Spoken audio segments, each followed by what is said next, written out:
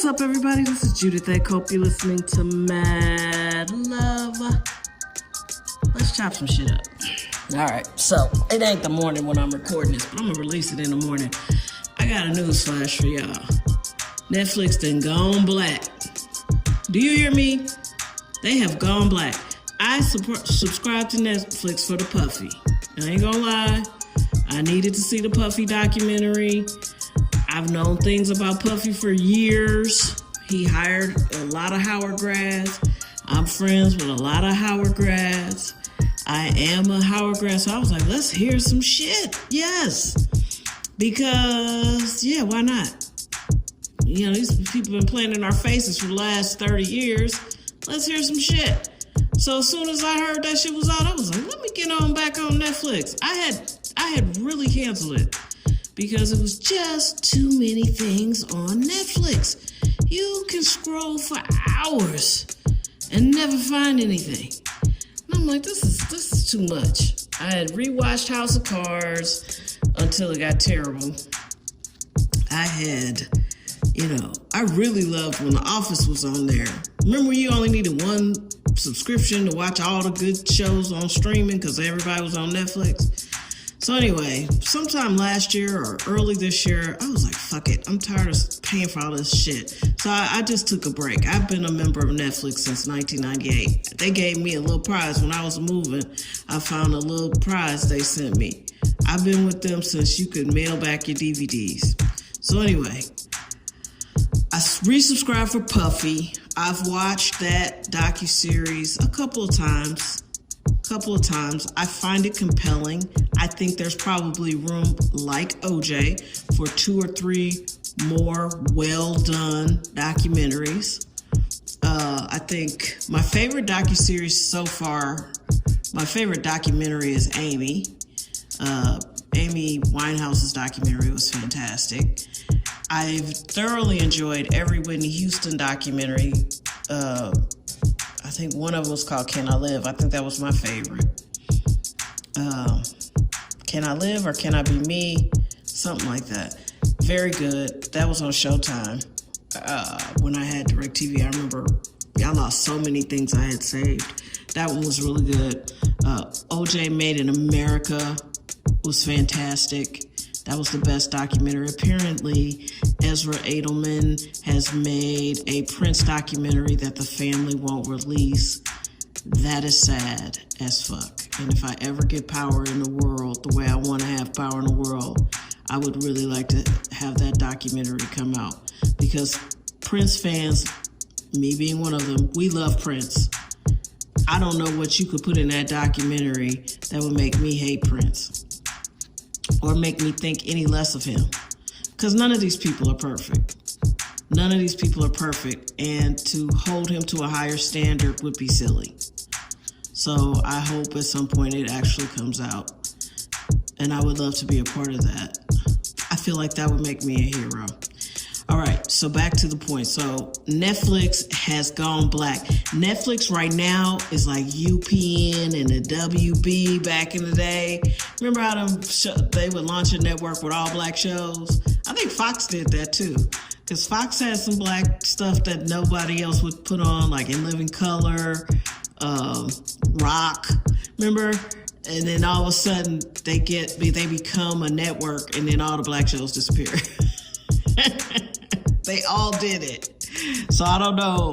Netflix must have been in a lull. I don't know.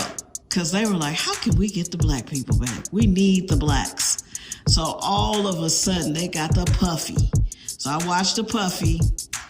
Sean Combs' The Reckoning, produced by Fifth. So that's super black. And then I said, let me just hang out, see what else is on here. So then one of my friends, I told you, 2 of my friends at some point were like, you should watch Forever. But when the first friend mentioned it, I didn't have Netflix. I was taking my break. Then when one of my friends, my friend Sydney, we've been friends forever, like literally. I was born in September, she was born in November. Our parents were best friends, and we were stuck in a crib together. We've been friends that long. So she goes, you should watch Forever. You'll like it. It's very LA centered, like it's really about out here.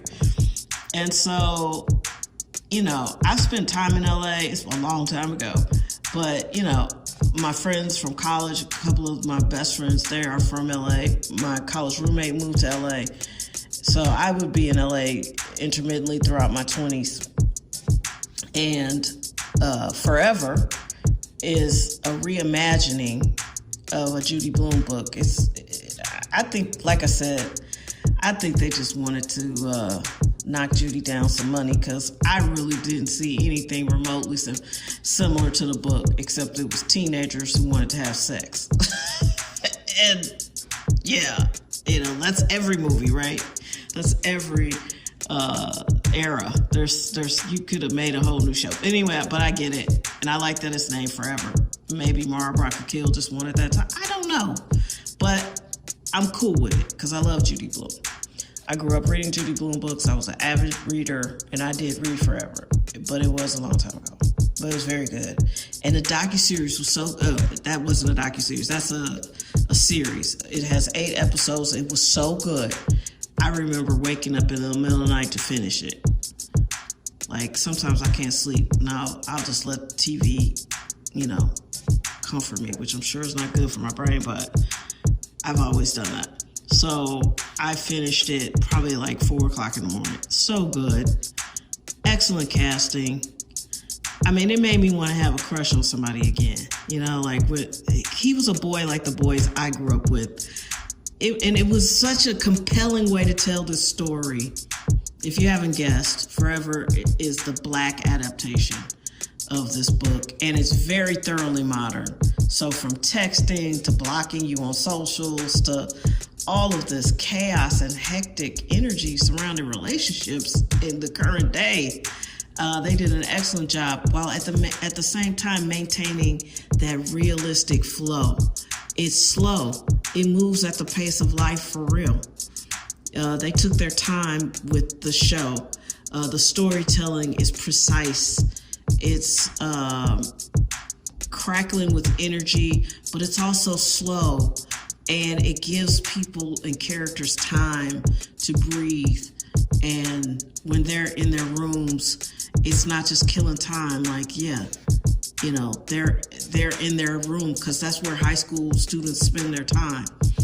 And they want to be a part of a family, but they want their privacy. All of it.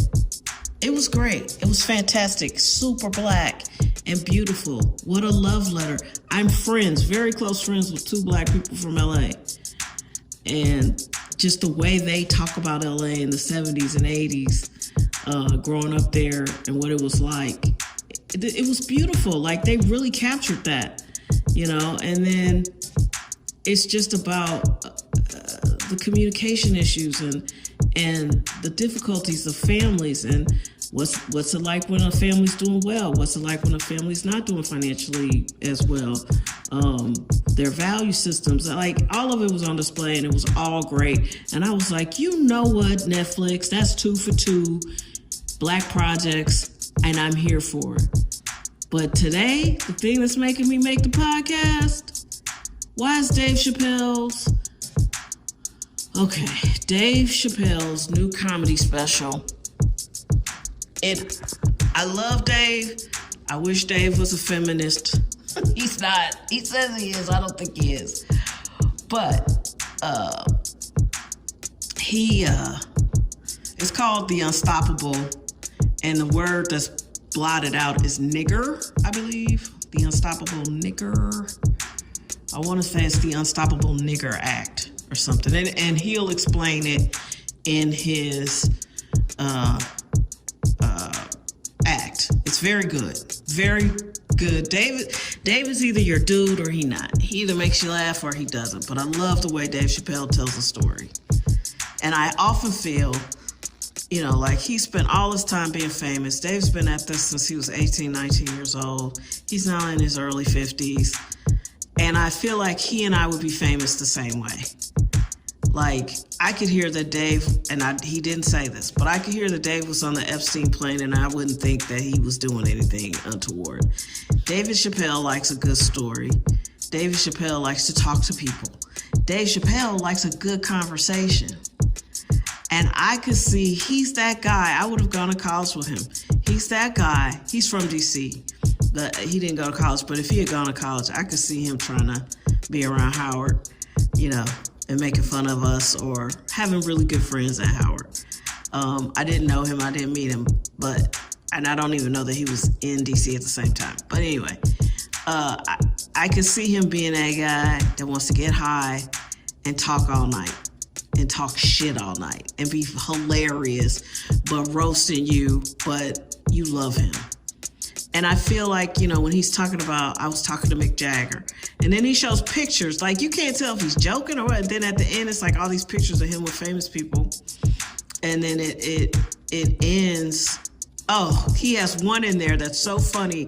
This is the picture at the end. He's taking a picture with Puffy, and then the camera quickly pans to Marlon Wayans, which is so funny because, Marlon Wayans and 50 Cent are beefing about this documentary.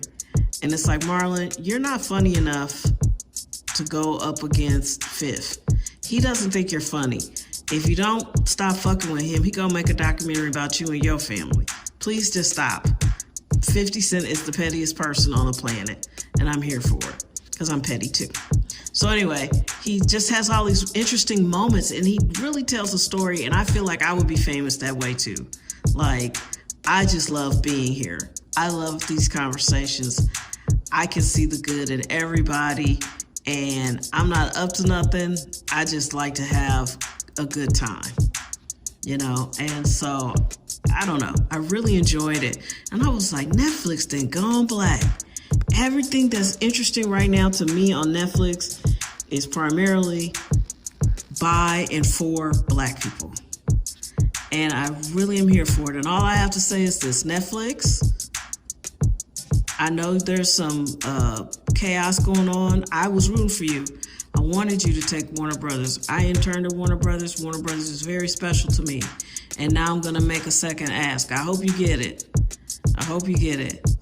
But my second ask is, if you need more blackness, if you're ready to elevate somebody who has a unique voice and can bring some eyeballs to your platform, call your girl. Just reach out to me. My contact information is on the podcast. It's right in the header. You can find me. I'm not hard to find. And I got you. And if you just need somebody to always be the black producer, I'm here. I know Mara Brock-Akil has a deal. I know Shonda Rhimes has a deal. But I'm going to be honest with you. I don't think that's my lane. Neither of those artists are in my lane. I've been fond of their work. I'm proud of them. Good for them. I love Mara Brock-Akil's resume. This Forever was fantastic. I hope everybody watches it. But Netflix, call me. You don't gotta be shy. It's time for us to be out in the open. I've been with you since 1998. Yeah. There's gotta be some reward for that. But I won't let you down. My project is more in the line of The Wire. It's more like The Wire meets, I don't know, I think it's The Wire, a little bit of Southland. Remember that? That was a good show. I wish it was on Netflix. A little bit of House of Cards. And the first draft I wrote after I just seen Top Boy, which was hilarious. I had to go back through the script and take all that patois out. I was like, we don't even have no Jamaicans here. What am I doing? Because, a lot of British people are from Jamaica or Africa that are black. And I was just so taken in by the Top Boy Wagwan. What's going on? Wagwan. I'll allow it. And I was like, why did I create this character as a Jamaican? We don't even have Jamaicans in St. Louis. Not like that. So anyway, I had to go back and rewrite the first draft. I was like, wow, I'm tripping. But yeah, I got you, Netflix. Call me. Don't be shy. I ain't cheating on nobody. I ain't got to deal with nobody. It'll just be me and you. We could be exclusive as long as you like. I'm a fan, Netflix. And if we're doing a black thing, don't leave me out. Don't leave me out. Although I will say this, do not try to pigeonhole me. I'm an artist who's black, who makes very interesting work, but I am not what I would consider a black artist. So take that. Don't take that in any offensive way. I'm very happy to be a black woman, but I don't want to be pigeonholed and making projects I don't believe in because you think I'm black and I just need to talk to black people. I talk to all the people, but I love my people. And if we can get into this whole situation where I can tell contemporary stories about black people, yes, sign me up. Because I've said it a million times on this podcast, I'm so tired of being stuck in period pieces. You know, slave movies are period pieces. And yes, Sinners is a period piece. Side note, thank you, Netflix. Call me. Let's be in love. I'm ready. Side note, that Him movie, speaking of Marlon Wayans, I don't know what I think maybe I got through 30 minutes. It wasn't scary. It wasn't compelling. And it should be. It was like it was made for little kids, even though it's about, selling out your soul to get a goal. It was just so immature. It was the opposite of what I just said about Forever. The way Forever took its time, let people get into the scene and be in those emotions and then call cut. The pace was for grown folks. This very serious topic of a movie, which I think is quite topical, could be very interesting, was completely mismanaged and probably wouldn't have gotten as much play if Jordan Peele hadn't been the producer. I don't know why they didn't just make it good, which is, I don't know. That was my coaching style. When my nephew plays sports, I'd be like, play better. Make your shots. Why you ain't catch that? So yeah, anyway. Yeah, just make a better movie. I hope at some point someone else will tackle that topic because I do believe it's relevant. And I believe it can be compelling and it can be scary if you want it to be scary, or you could just make it deep, but that ain't it. Him ain't it. So not to pile on, but man, I don't know what y'all was going for, but that ain't it. But Netflix, then gone black, super black, because, and I'm here for it. It's delicious. Thank you. I love the Puffy. That documentary was well done. It set you up for 2 more really good documentaries to delve a little in different areas, right? And then Forever, beautiful.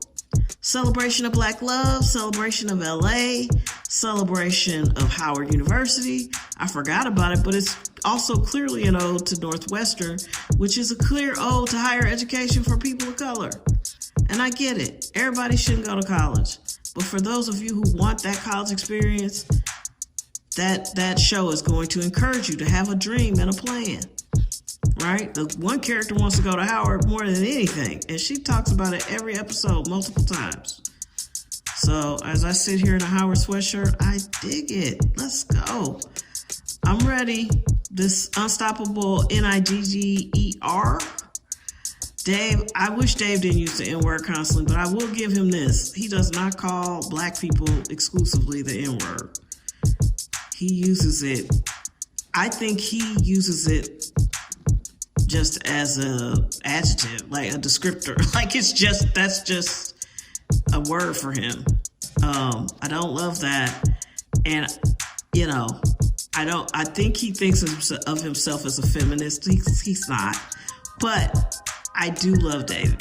And I do love David. And if we were friends, if I saw his name on my phone, I would always be excited and take his call. And I can't say that about everybody. Good work, David. Take care. Everybody, get yourself a Netflix subscription and get in there. They got some good shit right now. Because I'm telling you, when I broke up with them, it was for real and I wasn't coming back. But they got me back with the black. They got me back with the black. Super black. Take care. Talk to you soon. Be well.